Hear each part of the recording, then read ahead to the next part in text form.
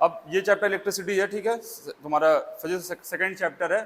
अब इलेक्ट्रिसिटी में पढ़ने से पहले सबसे पहले तुम्हें जानना पड़ेगा चार्ज क्या होता है। चार्ज ये क्या क्वांटिटी है, कहाँ से आती है, क्या है, कैसे है। तो ये बहुत अच्छे से पढ़ाया गया है तुम्हें क्लास 12 में, ठीक है। यहाँ बेसिक्स बताया गया है कि बेसिक्स लेके क्लास 12 में कैसे जाना है। तो चार्ज कैसे आता है, क्या आता है, तो पहले तुम ये बचपन में पढ़े होगे कि चार्ज दो तरीके होते हैं, प्लस चार्ज एक माइनस चार्ज। प्लस चार्ज कैसे आता है, बस प्लस चार्ज कैसे आएगा बॉडी पे, हमको ये समझाओ। कोई बॉडी प्लस चार्ज कब होगी, कोई बॉडी माइनस चार्ज कब होगी, सब तो बेसिक चीज है ना। हाँ, जब इलेक्ट्रॉन को लूज करेगा तो प्लस चार्ज आएगा, जब इलेक्ट्रॉन को गेन करेगा तो माइनस चार्ज है। ये बुक में नहीं लिखा हुआ है लेकिन ये पता होना चाहिए। तो चार्ज अभी तक तुम करते थे, अब ये प्लस माइनस चार्ज तुमको समझ में आ गया क्या होता है। जब मतलब किसी के पास अगर माइनस चार्ज है मतलब उसको इलेक्ट्रॉन आया, और इलेक्ट्रॉन आया तो इलेक्ट्रॉन हमेशा एक आएगा, दो आएगा, तीन, आधा इलेक्ट्रॉन इलेक्ट्रॉन नहीं होता है, या फिर एक आएगा फिर नहीं आएगा, दो आएगा तो नहीं आएगा। तो वो निगेटिव चार्ज हुआ, ठीक है। और पॉजिटिव चार्ज का जिसने अपना इलेक्ट्रॉन दे दिया, मूवमेंट तो इलेक्ट्रॉन का ही तो होता है, तो उसे चार्ज बोलते हैं। पॉजिटिव नेगेटिव चार्ज पता ही तुमको। अच्छा, जब पॉजिटिव पॉजिटिव पास आएंगे तो क्या होगा, रिपेल होंगे। पॉजिटिव नेगेटिव पास आएंगे तो ये भी तुम्हें पता है। मतलब ये बहुत बेसिक चीज है, एनसीईआरटी में शुरू में दिया गया। अच्छा, अब जो वैल्यू दी जाती है कि एक इलेक्ट्रॉन में कितना चार्ज आता है, चार्ज को मेजरमेंट करने का एक ऐसा यूनिट है, वो क्या है, कूलम। क्या है भाई, ये पता होना चाहिए। चार्ज को किस में मेजर करते हैं, कूलम में। किस में मेजर करते हैं, कूलम्ब में। जैसे तुम फोर्स को किस में मेजर करते हैं, न्यूटन में। डिस्टेंस किस में मेजर करते थे, मीटर में। वैसे एक नई क्वांटिटी तुम पढ़े हो चार्ज पहली बार, उसको किस में मेजर करोगे, कूलम्ब में। अच्छा, अब अगला क्वेश्चन, क्या सर एक कूलम्ब का चार्ज दे सकते हैं बॉडी को। हम क्या बोले, चार्ज का जो आदान प्रदान होगा वो पार्टिकल के नाम पे होगा। एक इलेक्ट्रॉन जाएगा, अब एक इलेक्ट्रॉन पे चार्ज फिक्स है, जब एक इलेक्ट्रॉन जाएगा तो चार्ज इतना जाएगा, 1.6 × 10⁻⁹ कूलम फिक्स। अब दो चार्ज जाएगा मतलब दो इलेक्ट्रॉन जाएगा, तो दो इलेक्ट्रॉन में कितना चार्ज जाएगा, 2 × दिस। तीन में कितना जाएगा, 3 × दिस। बात समझे। अब क्या किसी बॉडी को एक कूलम्ब चार्ज दे सकते हैं, क्वेश्चन ये आएगा। तो तुमने कहा है कि कूलम्ब चार्ज नहीं देते, हम इलेक्ट्रॉन देते हैं। एक इलेक्ट्रॉन देते ही इतना चार्ज चला गया, एक इलेक्ट्रॉन देते ही इतने कूलम्ब चार्ज चला गया। बात समझे। अब हम अब एक कूलम्ब में कितना चार्ज होगा, तो देखो एक जब दे रहे थे इतना, दो दे रहे थे तो कितना होगा, 2 × दिस। मान लो n चार्ज दिए खूब सारा, तो टोटल चार्ज कितना हो जाएगा, टोटल चार्ज क्यों हो गया, और n × 1.6 × 10⁻⁹ कूलम, ये टोटल चार्ज हो गया। अब मैं क्या बोल रहा हूं कि किसी बॉडी को एक कूलम में चार्ज दे सकते हो, मतलब टोटल चार्ज को कितना दिया गया, 1। कितना दिया गया, 1। n निकालो कि उस एक कूलम पे नंबर ऑफ इलेक्ट्रॉन कितने आ रहे हैं, तो 1 डिवाइडेड बाय दिस होगा, फिर 1/1.6 डिवाइडेड बाय × 10⁻⁻19 होगा। क्या होगा, इसको और सॉल्व करो, क्या होगा, n = 1। पता नहीं स्कूल में कराया नहीं कराया, 10⁻⁻19, तो कितना हो जाएगा, 1/1.6 10⁻⁹ ये हुआ इतना, कितना हुआ,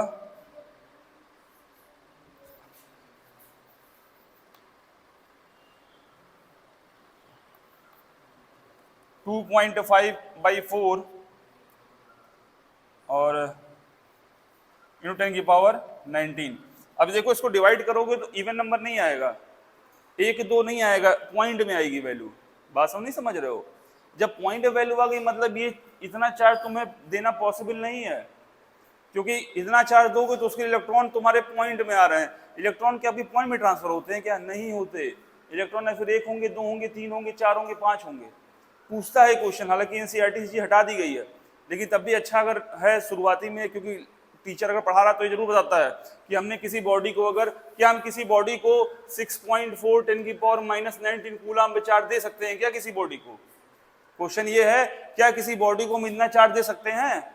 देने का मतलब इलेक्ट्रॉन, अब ये -+ भूल जाओ, या इतने चार्ज पे कितने इलेक्ट्रॉन होंगे बताओ, इतने चार्ज पे कितने इलेक्ट्रॉन होंगे, कितने, 4 होंगे। 4 तो इलेक्ट्रॉन दे सकते हैं ना भाई, 3.5 तो नहीं है ना, तो मतलब इतना चार्ज बॉडी को दे सकते हैं।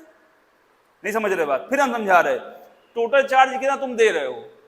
चार्ज जब भी दोगे इसी के फॉर्म में दोगे, ये 1 होगा, 2 होगे तो उसका डबल, 3 होगा ट्रिपल, 10 होगा × 10, जब भी जाएगा इसी का मल्टीपल जाएगा। ये फिक्स है कि एक इलेक्ट्रॉन में इतने कूलम्ब चार्ज होते हैं, इतने ही प्रोटॉन में भी। तो प्रोटॉन के नहीं इलेक्ट्रॉन, क्योंकि आदान प्रदान किसका, जाता आता कौन, इलेक्ट्रॉन। प्रोटॉन आता जाता है, इसीलिए इसी की बात बराबर करते हैं इलेक्ट्रॉन की। भाई न्यूक्लियस के बाहर कौन घूमता है, इलेक्ट्रॉन, तो वो अंदर बाहर करता है, प्रोटॉन अंदर बाहर नहीं करता है। इसलिए मूवमेंट हमेशा इलेक्ट्रॉन का हम कंसिडर करते हैं। नंबर इलेक्ट्रॉन किसके निकालेंगे, number of electron, number of proton निकालने की बात कर, नंबर ऑफ इलेक्ट्रॉन की बात कर रहे हैं। तो तुम्हें ये अगर पता करना हो कि चार्ज इतना बॉडी को दे सकते हैं कि नहीं सकते, तो क्या निकालो, नंबर ऑफ इलेक्ट्रॉन।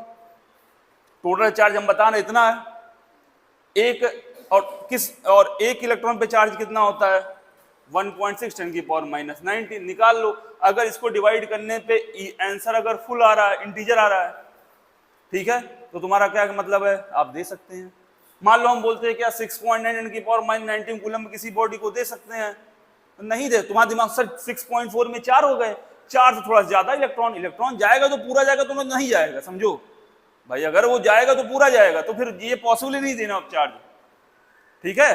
तो ये पहला कंसेप्ट था कि पहला तुमने क्या सीखा, चार्ज क्या होता है, ठीक है। चार्ज दो तरीके होते हैं, प्लस और माइनस, प्लस प्लस रिपल करेंगे, माइनस और माइनस रिपल करेंगे, प्लस माइनस अट्रैक्ट करेंगे, ये चार्ज की बातें हो गई।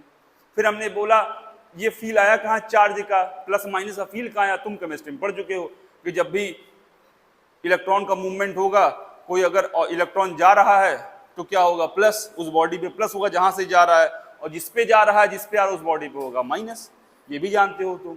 फिर बात आई एक इलेक्ट्रॉन पे सर चार्ज कितना होता है, ये कैसी क्वांटिटी है, तो तुमने कहा सर एक इलेक्ट्रॉन पे चार्ज होता है इतना, 1.6 10 की पावर -19 कूलम, खत्म। अगला क्वेश्चन क्या आ सकता है कि बताओ क्या जो कुछ चार्जेस हम बॉडी को दे रहे हैं तो क्या पॉसिबल है, एक सिंपल साधारण फॉर्मूला क्या, Q = N × E। अगर टोटल चार्ज दिया है तो Q रख दो, क्योंकि E की वैल्यू तुम्हें पता रहेगी कितनी, E की वैल्यू कितनी होती है, 1.6 10 की पावर -19, E की वैल्यू कितनी होती है, 1.6 10 की पावर -19, फिक्स है। अब या फिर Q पूछेगा या फिर नंबर ऑफ इलेक्ट्रॉन पूछेगा, इसके अलावा कुछ नहीं पूछ सकता। बिल्कुल क्लियर रखो कि भैया क्वेश्चन क्या एग्जाम में दे सकता है, E देगा नहीं, E तुम्हें पता रहेगा, पर E फिक्स है ना कि जब भी इलेक्ट्रॉन जाएगा उसके साथ चार्ज इतना जाएगा, तो E पता है।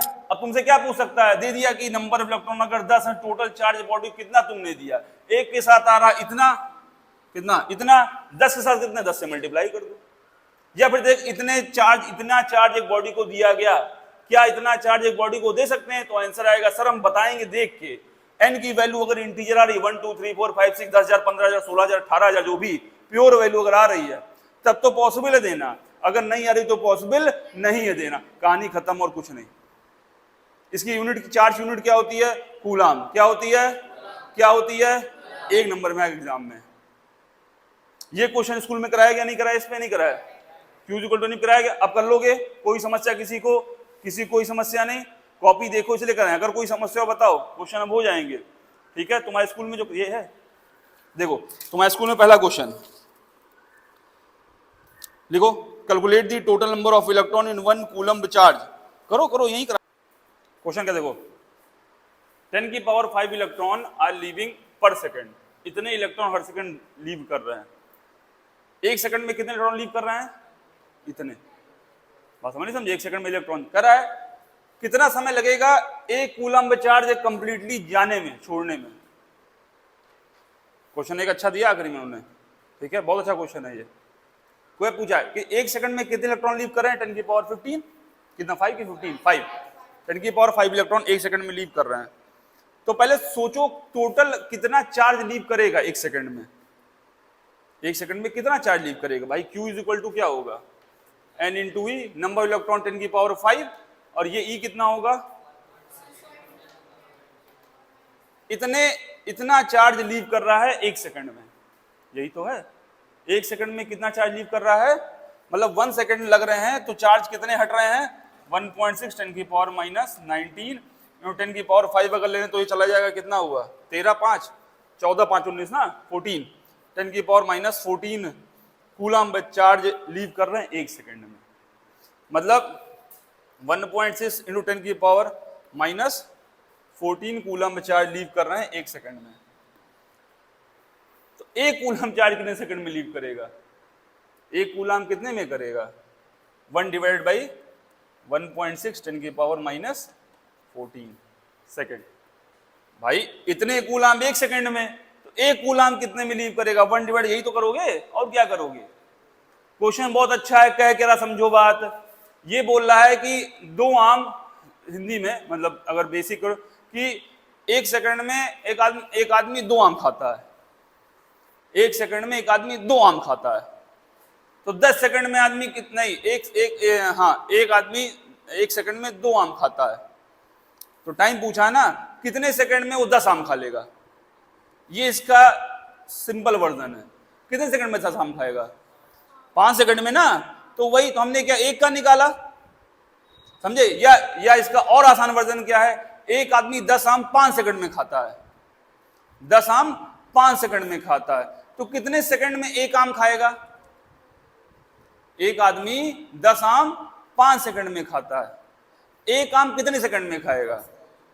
5/10। यही तो किए कि 1 सेकंड में लगभग आधा आम खाएगा, यही तो बताओगे। वही पूछ रहा है कि इतने इलेक्ट्रॉन लीव कर रहे हैं 1 सेकंड में, तो 1 कूलाम्ब चार्ज, तो पहले टोटल चार्ज निकलो, कितने चार्ज लीव कर रहे हैं 1 सेकंड में।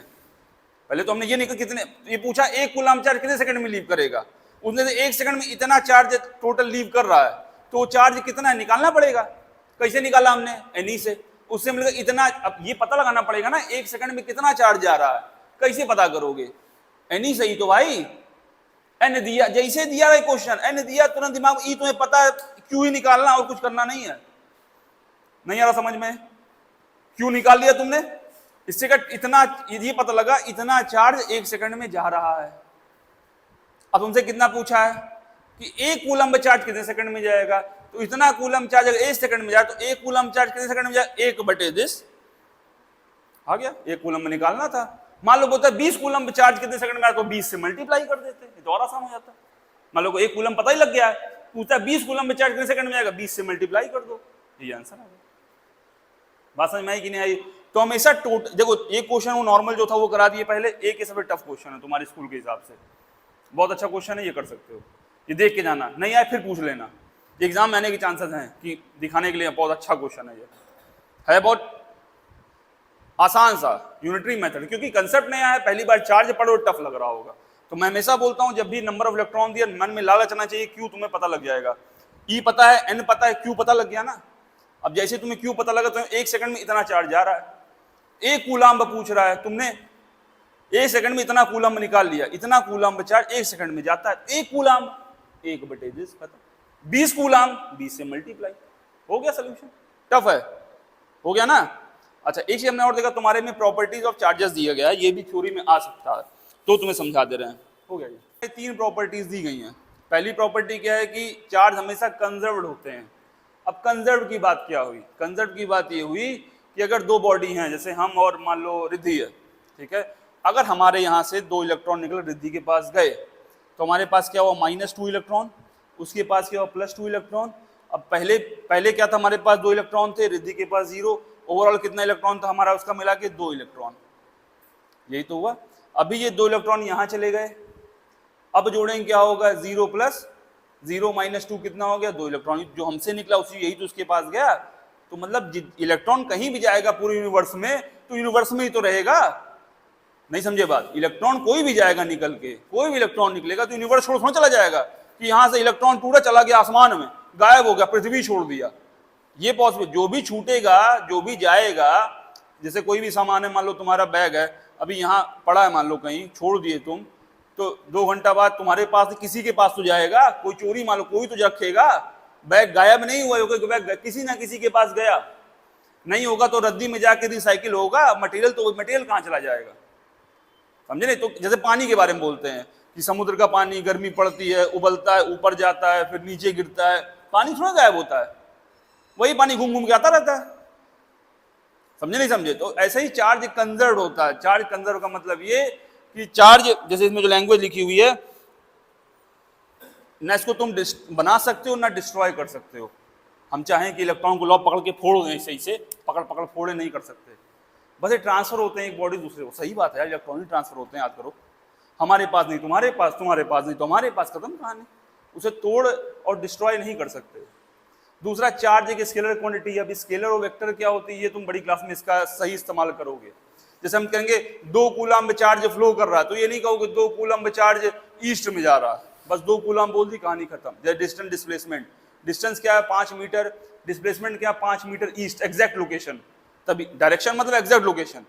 भाई हम कहीं खड़े हैं रास्ते पे खड़े मनोज समोसा पे, और हम पूछ रहे तुम्हें फोन किए सर कोचिंग आना है, हम कहे काम करो सर हम यहाँ खड़े हैं पिलर के पास, हम कहे काम करो कोचिंग आ जाओ। अब तुम दिमाग तुम्हारा पगला जाएगा, किधर से कोचिंग आए, 4 तरफ पिलर हैं, तुम कहोगे अच्छा काम करो मनोज समोसा से ईस्ट की तरफ आओगे तो कोचिंग मिलेगी, तुम्हारा दिमाग काम कर गया, तुम्हें एग्जैक्ट लोकेशन मिल गई। तो ये क्या हुआ, डायरेक्शन प्लस डिस्टेंस, इसे डिस्प्लेसमेंट बोलते थे। वैसे ही तुम्हारा चार्ज है, चार्ज क्या है इसके डायरेक्शन की जरूरत नहीं है, ठीक है। जैसे करंट अभी पढ़ोगे 11th 12th क्लास में कि ना ये स्केलर है ना ये वेक्टर है, कुछ नई क्वांटिटी है, टेंसर क्वांटिटी, ये सब बड़ी बातें हैं, अभी हमें नहीं जाना इसमें। तो चार्ज क्या है, स्केलर क्वांटिटी है, कहानी खत्म। कोई बोले 2 coulomb charge flowing in north direction, गलत बोल रहा है, कहने का ये मतलब है 2 कूलम्ब, चार्ज कूलम्ब 4 कूलम्ब, समझे कि नहीं समझे, खत्म। लास्ट पॉइंट इसका है कि तुम्हारे चार्ज क्या होते हैं, क्वांटाइज होते हैं। क्वांटाइज का मतलब ये होता है जब भी जाएंगे पैकेट के फॉर्म में जाएंगे। पैकेट एक इलेक्ट्रॉन जाएगा कितने जाएगा, 1, जब भी जाएगा ये 1.9 10 की पावर -19 के मल्टीपल में जाएगा, ये क्वांटाइजेशन होता है कि जब भी जाएगा पैकेट के फॉर्म में जाएगा। एक पैकेट में कितना आता है 1.6 10 की पावर -90, दूसरे पैकेट में कितना आएगा 2 से मल्टीप्लाई, तीसरे पैकेट में 3 से मल्टीप्लाई, चौथे पैकेट और 4 से मल्टीप्लाई, जब भी जाएगा इसी के मल्टीपल में जाएगा, इसे कहते हैं क्वांटाइजेशन। पहला प्रॉपर्टी क्या थी, चार्ज क्या होता है, कंजर्व का मतलब क्या होता है, ना बना सकते हो ना डिस्ट्रॉय कर सकते हो, एक फॉर्म दूसरे फॉर्म में कन्वर्ट कर सकते हो, ये पहली प्रॉपर्टी। दूसरी प्रॉपर्टी क्या, चार्ज क्या होता है, स्केलर, कहानी खत्म, ज्यादा नहीं सोचना है इसमें, 10th में यही बस स्केलर जानो, डायरेक्शन परेक्शन को लिख दिया कि 2 कूलम्ब ईस्ट, तो डांट देना, हड़का देना, पागल हो क्या, वेक्टर क्वांटिटी थोड़े ना, इतना जानना है बस तुमको, उससे ज्यादा नहीं, इससे ज्यादा 12th में मिलेगा तुम्हें सब पूरा बाकायदा जानने के लिए। थर्ड प्रॉपर्टी क्या होती है, चार्ज क्या होता है, क्वांटाइज। क्वांटाइज का मतलब है जब भी ये ट्रांसफर होगा तो पैकेट्स के फॉर्म में ट्रांसफर हो। पैकेट की कैपेसिटी कितनी है 1.6 10 की पावर -19। चार्ज की यूनिट क्या होती है, कूलम्ब। इलेक्ट्रिसिटी क्या होती है, फ्लो ऑफ इलेक्ट्रॉन। ये सब आगे बढ़े, ये सब कोई पूछता भी नहीं, ये पूछ सकते हैं कि प्रॉपर्टीज ऑफ चार्जेस, ठीक है, फॉर्मूला Q = NE लगाना तुम सीख गए, यहां तक कहानी खत्म, ठीक है। मटेरियल तुम्हारे होते हैं 3 तरह के, कौन कौन से तुम्हारे हैं, कंडक्टर, इंसुलेटर और सेमीकंडक्टर। कंडक्टर का नाम ही पता है, जिसमें करंट आराम से फ्लो हो सके, मतलब इसमें फ्री इलेक्ट्रॉन होंगे, इलेक्ट्रॉन ही फ्लो करते हैं। देखो कोई भी न्यूक्लियस के चारों तरफ क्या घूमता है, इलेक्ट्रॉन।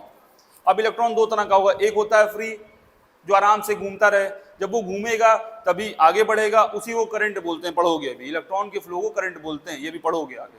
तो इलेक्ट्रॉन किसमें फ्री होता है, कंडक्टर में। किसमें फ्री नहीं होता, इंसुलेटर में। सेमीकंडक्टर क्या होता है, जिनकी प्रॉपर्टी मेटल और नॉन मेटल दोनों की हो, कि किसी एक लो टेम्परेचर पे वो नॉन मेटल है, उनमें इलेक्ट्रॉन फ्री नहीं, ज़्यादा टेम्परेचर बढ़ा दोगे तो इलेक्ट्रॉन वाइब्रेट करके भागने लगेंगे, तो मेटल की प्रॉपर्टी शो करेंगे। तो ऐसे मटेरियल जो दोनों की प्रॉपर्टी शो करते हैं, मेटल नॉन मेटल की, उसे क्या बोलते हैं, सेमीकंडक्टर। क्या बोलते हैं, और जो प्योर कंडक्टर से इलेक्ट्रॉन आराम से फ्लो कर सके उसे क्या बोलते हैं, कंडक्टर। जिसमें नहीं फ्लो कर पाए उसे क्या बोलते हैं, कहानी खत्म, ठीक है।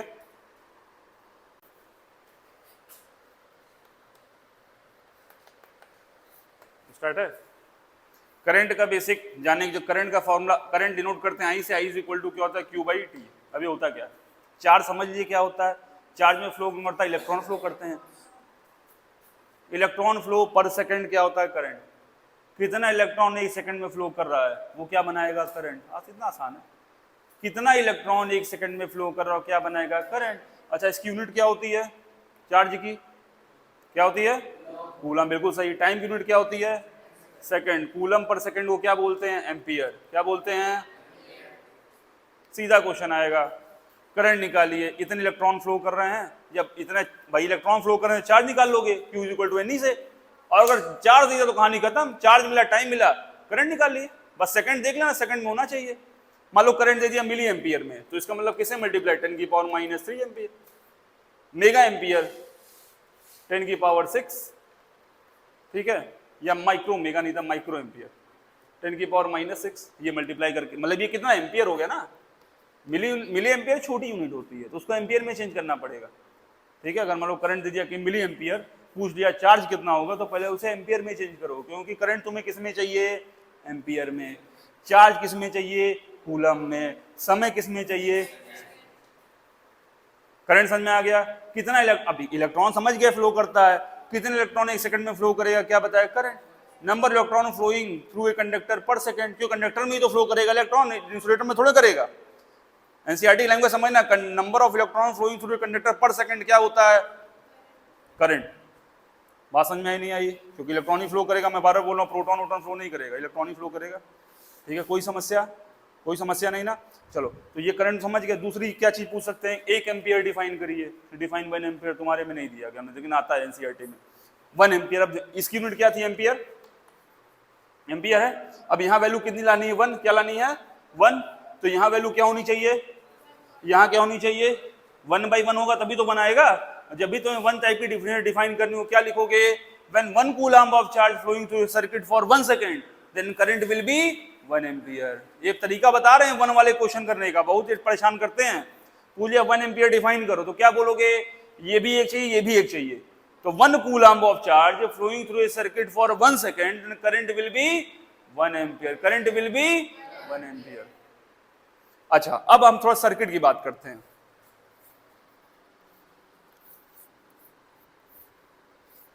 अब ध्यान देना, इसे कहते हैं सर्किट। अभी मतलब मोटा मोटा बता रहे हैं ताकि हल्का फुल्का तुमको आता रहे। सर्किट का मतलब ये क्या होती है, बैटरी। क्या होती है, बड़ा डंडा क्या होता है, पॉजिटिव। क्या होता है, हमेशा पॉजिटिव आदमी बड़ा होता है और निगेटिव आदमी छोटा। तो डंडा बड़ा मतलब पॉजिटिव, छोटा मतलब निगेटिव। ये समझा गया। ये तुम्हारा तार है, वायर है। ये क्या दिया, रेजिस्टर। क्या है, क्या दिया है, रेजिस्टर। अब होता है करंट कहां से कहां फ्लो करता है, 2 तरीके के डिफिनेशन है, एक कन्वेंशनल करंट होता है, एक इलेक्ट्रॉनिक करंट होता है। तुम्हें कन्वेंशनल करंट ही तुम्हें समझना है। कन्वेंशनल तुम्हें हमें जब भी करंट फ्लो कराना, कहां से कराना है, पॉजिटिव से निगेटिव। कहां से, इसे क्या बोलते हैं, कन्वेंशनल करंट। कौन सा करंट, जो माना जा रहा है सदियों से। पर तुम्हें सोचो एक चीज, बहुत तुम्हें सोच के बहुत गड़बड़ लगेगा, फ्लो कौन करता है, इलेक्ट्रॉन। इलेक्ट्रॉन फ्लो करता है, इलेक्ट्रॉन मतलब निगेटिव। तो इलेक्ट्रॉन किधर फ्लो करेगा, ये ऐसे पॉजिटिव की तरफ, देखो ऐसे करेगा ना। और तुम फ्लो कैसे करा रहे हो, उल्टा। मान रहे हो ये सही, क्योंकि लोगों को पहले लगता था करंट की डायरेक्शन और इलेक्ट्रॉन की डायरेक्शन सेम होती है, जब बहुत पहले इन्वेंशन हुआ। पर ये मिथ खराब हुआ, तो अब चीजें लिखी जा चुकी थी, वो सही कैसे करें। तो बोला गया जो चल रहा था, चल उसका जो करंट चल रहा था उसका उल्टा मान लेते हैं, तो उसे कन्वेंशन मान लिया गया। मतलब कहने की बात, इतना दिमाग को प्रेशर नहीं डालना है।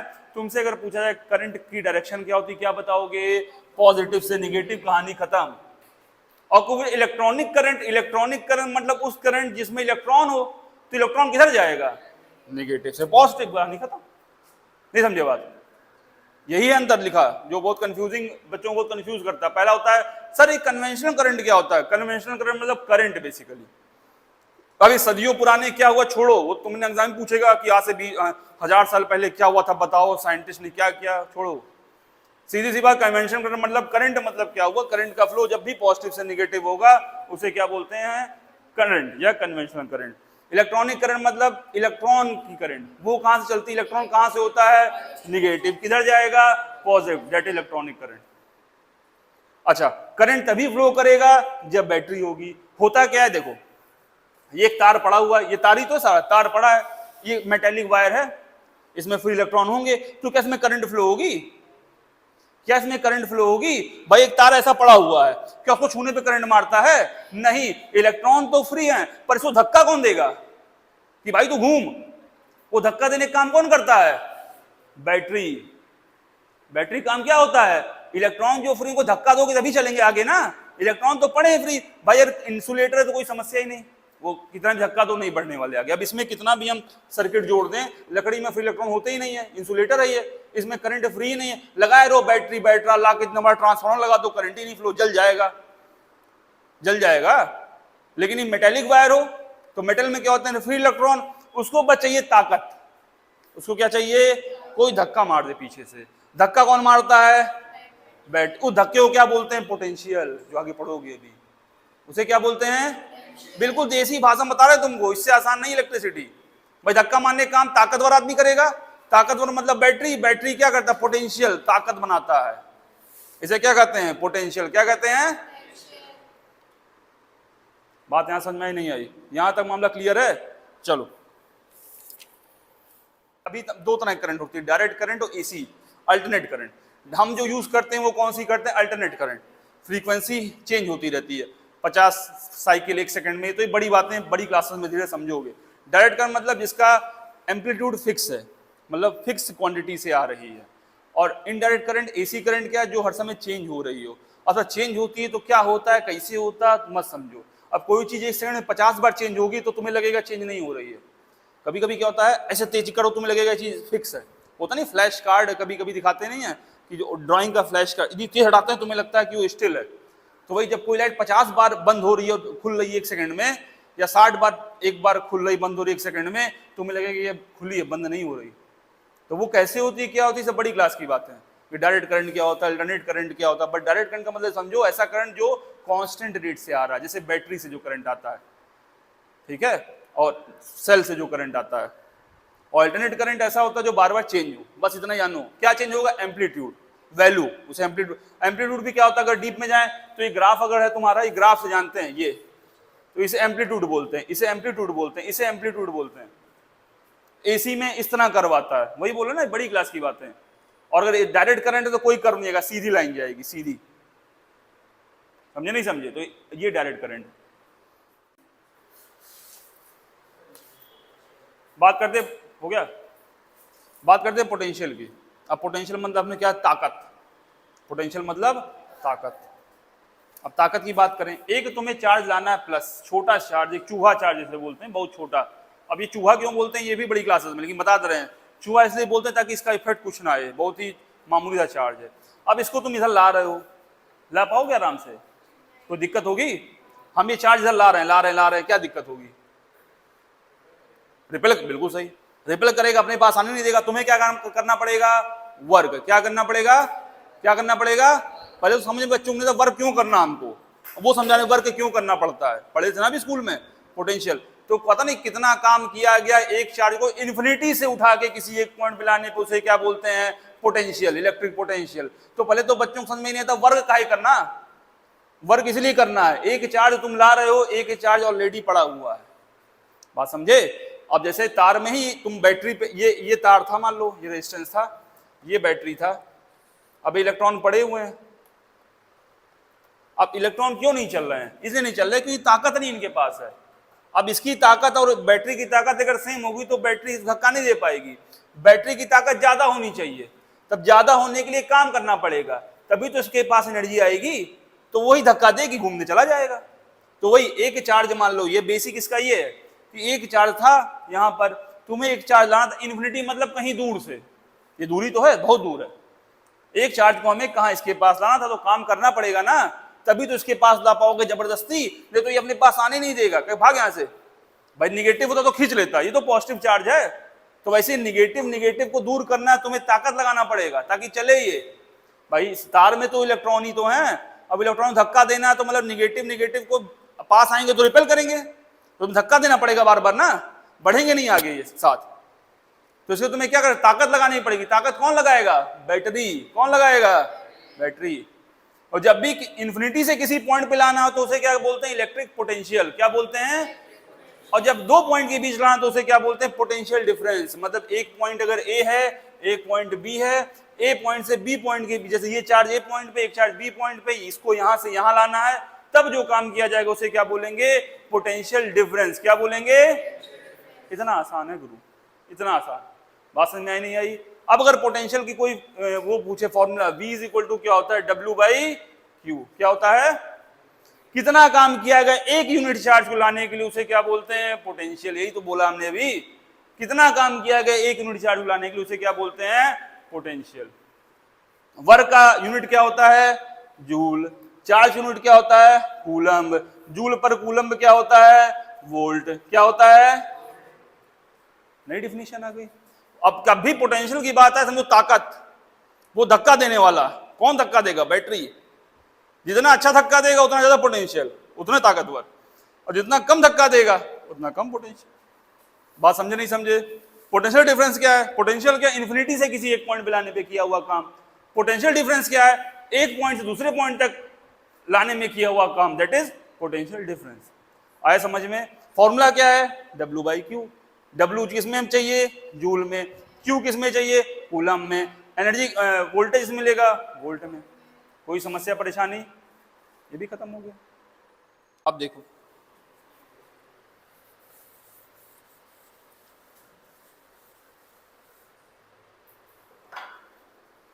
Ohm's law.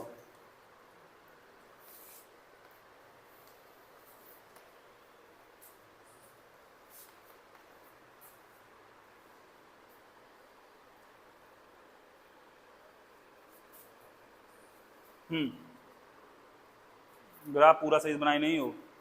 ओम्स लॉ देखो क्या है,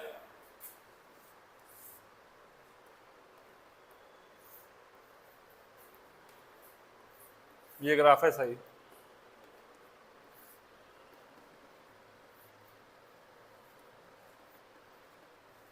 ठीक है, अब देखो ओम्स लॉ, ओम्स एक साइंटिस्ट थे, उन्होंने एक्सपेरिमेंट किया, इसका पूरा एक्सपेरिमेंट सेटअप है। ठीक है, जब पढ़ाएंगे तो अच्छे से पढ़ाएंगे। ओम्स लॉ ने क्या, ओम्स ने क्या किया, साइंटिस्ट थे, उन्होंने ये देखा जितना तुम ताकत बढ़ा रहे हो उतना इलेक्ट्रॉन आगे बढ़ेगा, उतना ही करंट बहेगा। बात सही है ना? ज्यादा ताकत ज्यादा करंट, कम ताकत कम करंट। भाई जितना धक्का लगा उतना तो इलेक्ट्रॉन घूमेगा, और जितना तेज घूमेगा मतलब उतना करंट बहेगा, और जितनी कम ताकत लगा उतना कम इलेक्ट्रॉन घूमेगा, उतना कम करंट बहेगा। तो उन्होंने बस सिंपल सी बात की, V is directly proportional to I। बात समझ में आई कि नहीं आई? V is directly proportional to I। V मतलब ताकत, V मतलब, और I मतलब करंट। जितनी ताकत उतना करंट। सही बात। ज्यादा ताकत बैटरी लगाएगा तो इलेक्ट्रॉन ज्यादा धक्का देगा, ज्यादा धक्का देगा ज्यादा तेज फ्लो होगा, ज्यादा तेज फ्लो होगा, एक सेकंड में ज्यादा इलेक्ट्रॉन फ्लो करेंगे, और एक सेकंड में ज्यादा इलेक्ट्रॉन फ्लो करेंगे तो करंट ज्यादा बनेगी। नहीं आया समझ में? अरे आया नहीं आया? तो V is directly proportional to I। कब? Temperature constant, when temperature remains constant then V is directly proportional to I। Temperature constant हो, फिजिकल कंडीशन कांस्टेंट, टेम्परेचर मतलब अभी एक्सपेरिमेंट यहाँ कर रहे हैं, एक आदमी एक्सपेरिमेंट कहीं और कर रहा है, दोनों का टेम्परेचर अलग लगे तो तार थोड़ी बहुत ऊपर नीचे हो जाएगी। भाई गर्मी जाओगी तार फैल जाती है, ठंडी होगी तार सिकुड़ जाती है। तुम दोनों को कह रहे हो सेम एक्सपेरिमेंट, गलत है ना? कहीं गर्मी ज्यादा कहीं नमी ज्यादा, तो ये सब कांस्टेंट रखना है बेसिकली। तो आई जब हटाओगे तो कोई भी कांस्टेंट, प्रोपोर्शनलिटी प्रोपोर्शनल हटाते तो क्या जोड़ते हैं? Constant. V is equal to क्या होगा? I into R। क्या होगा? ये R क्या है? कांस्टेंट। क्या रेजिस्टेंस वोल्टेज पे डिपेंड करता है? नहीं। रेजिस्टेंस करंट पे डिपेंड करता है? नहीं। ये ध्यान रखना, बहुत बड़ा कंसेप्ट है ये। लोग सोचते हैं V is equal to I R और R is equal to V by I. Resistance बढ़ाने से वोल्टेज बढ़ेगा, रेजिस्टेंस बढ़ाने से करंट कम होगा, कभी नहीं। रेजिस्टेंस डिपेंड ही नहीं करता, कांस्टेंट है भाई ये किसी और पैरामीटर पे डिपेंड करता है। रेजिस्टेंस पढ़ाएंगे तब बताएंगे। रो एल ए इस पे डिपेंड करता है। तो पहला कंसेप्ट रखोगे, रेजिस्टेंस V और I पे डिपेंड ही नहीं करता है। रेजिस्टेंस एक वैल्यू है जो डायमेंशन, लेंथ, एरिया, इन सब पे डिपेंड करता है।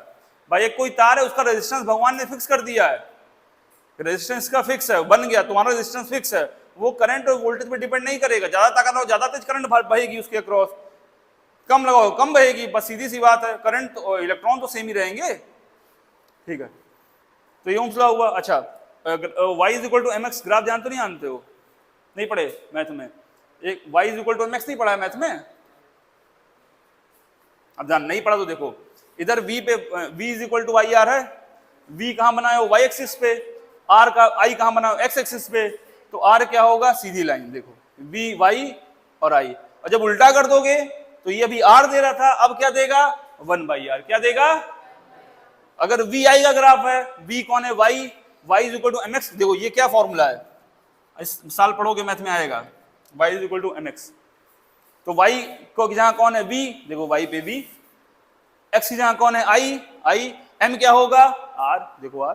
अब उल्टा कर दिया, अब देखो y पे क्या कर दिया? i, यहाँ i है और ये v है, तो m क्या होगा? 1/r। उल्टा हो गया ना, ये स्लोप 1/r हो गया। कोई समस्या? ग्राफ है सीधे साधे, क्वेश्चन से बहुत अच्छे आते हैं, जब कराया जाएगा तो अच्छे से कराया जाएगा इसको। ठीक है, अभी बस इंट्रोडक्शन टाइप का है, इतना ही तुम्हारे में दिया गया था।